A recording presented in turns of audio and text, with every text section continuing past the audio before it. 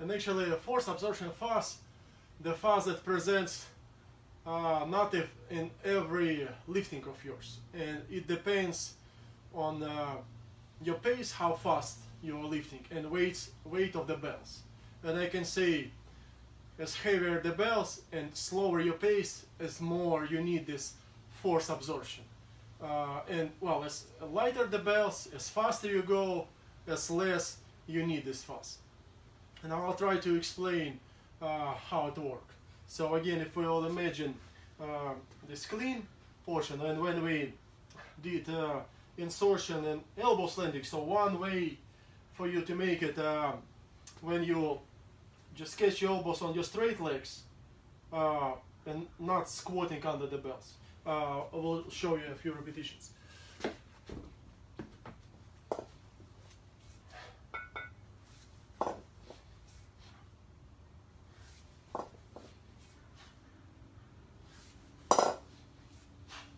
And that's it. After that, you just touch your shoulders and ready to go for jerk fast. So that's when the bells light, when it's no problem at all to clean the bells, don't feel heavy, that's how you save the time. But when bells are heavy and serious, well, I can say like professional division 32 kilogram bells, you probably will feel that you need to smooth this movement a little bit, and you will start to use this force absorption phase. And well, that's how it will look.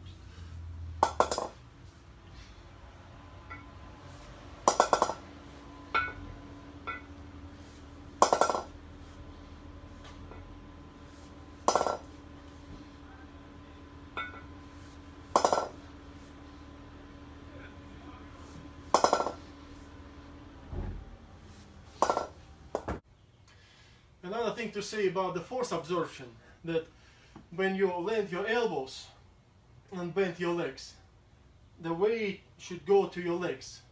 It should push you down, it shouldn't push you backward. So force absorption means direction down, not backward. And that's how your low back will be safe. I will show you a few reps.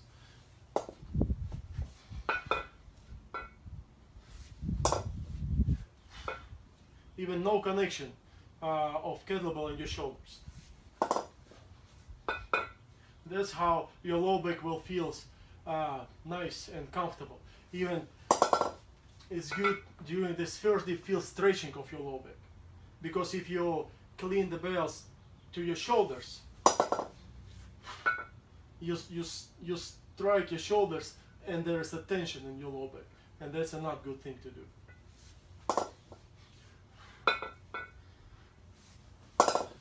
Stretching of your low back and load your legs. Load your legs. That's what force absorption means. And now we're ready to complete the clean to the rack and get to the rack fixation.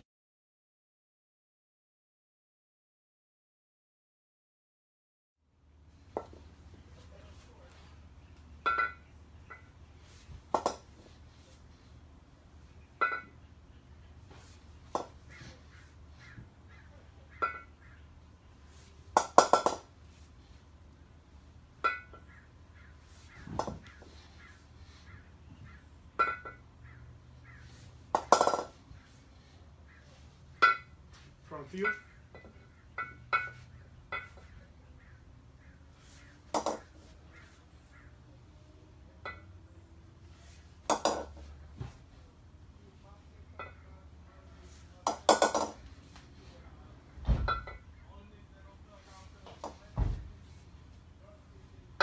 What's important in the rack fixation?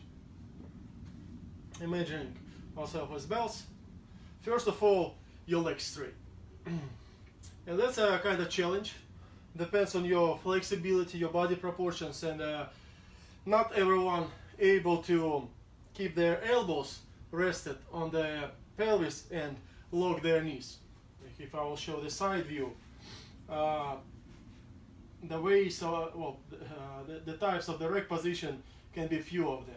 So some of the athletes, that's the best they can get. So when they're able to reach their pelvis, they cannot straighten their legs.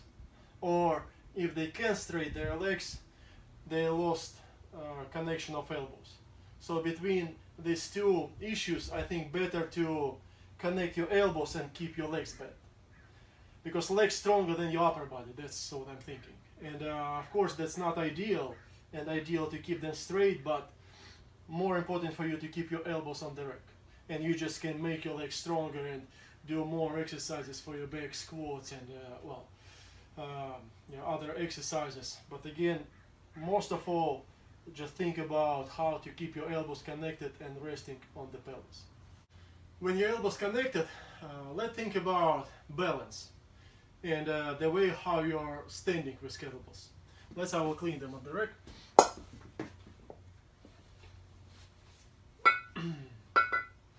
So let's imagine the weight of kettlebells in percentage.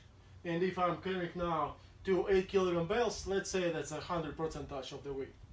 So ideally to have this 100% on the bottom of your elbows, all weight. Because if you will sharing this weight with your upper body and shoulders, then your low back will start to work and you will start to lean back. So I can say that type of posture, that's where half of the weight on my chest and only half of the weight under my elbows. And you can see that my low back starts to feel tension and my legs as well, and they start to get bent. So that's not a good way to rest, and that's what can cause you discomfort in your low back. So try to move weight forward. Basically you should be able to rack the bells and not touching shoulders at all. That's how the balance works. And again, you're touching your shoulders, but you're not resting the bells on your shoulders. Let's talk about connection between left and right side when you do the rack position. I will show it to you with kettlebells.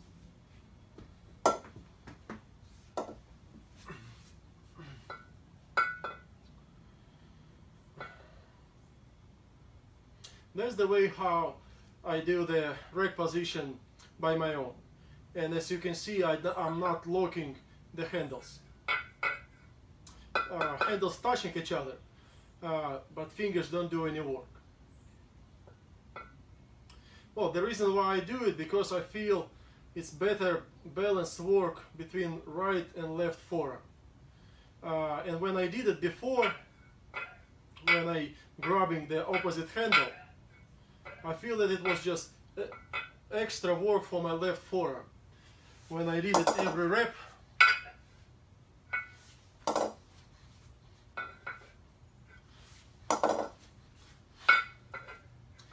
this extra work. Somehow, not on every set, but on some of the sets, I felt like my left forearm starts to get tired sooner than right. So that's what made me think that probably I shouldn't lock the handles when I'm standing on the rack position. And again, what you should feel here in the rack position is that all weight is under your elbows, but how exactly you're holding bells and you turn your palms like this backward, or you turn them forward like this, or facing to each other, that's up to you. And I think that depends on your body proportions, your flexibility, so it's very individual and it's not mistake how exactly you hold bells. And actually that's a good test for your rack position. If you're able to do rotations like that and your elbow never slide out from the rack, it means that your rack is good. Because if you will try to rotate, an elbow will slide, so it means that your elbow's not on the places where it should be. Advice for safe clean. When you're about to land your elbows, keep your fingers pointed up. Never hold the handle and never have your fingers between handles, because that's how you can accidentally bump it and bump your nail. So I will show you a few repetitions and what I mean. So point the fingers up, and even if you're locking your handles, first here the handles touch, and it means that you can lock your handles. It's not good when your fingers below the handle line. That's how this accident bumps can happen, and I'm quite sure almost each of the kettlebell lifter had this bad experience, but again, I just want to advise you and avoid this unfortunate accident and keep your fingers above the handle line. Keep your palms open when you clean.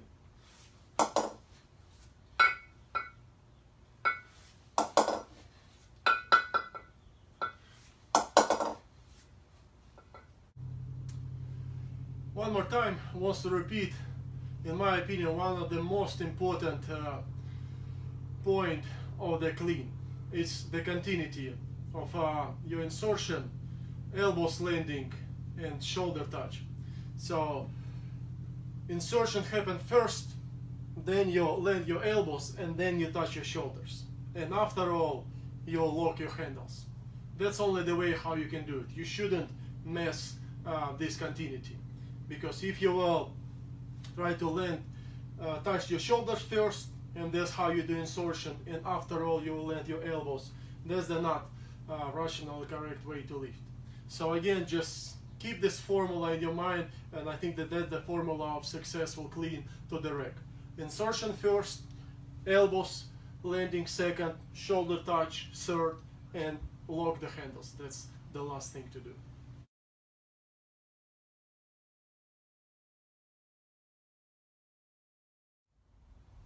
That was clean to the rack. I believe most important part of the long cycle.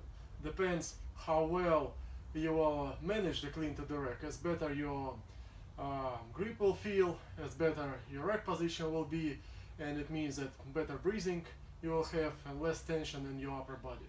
So that's very important to do it right.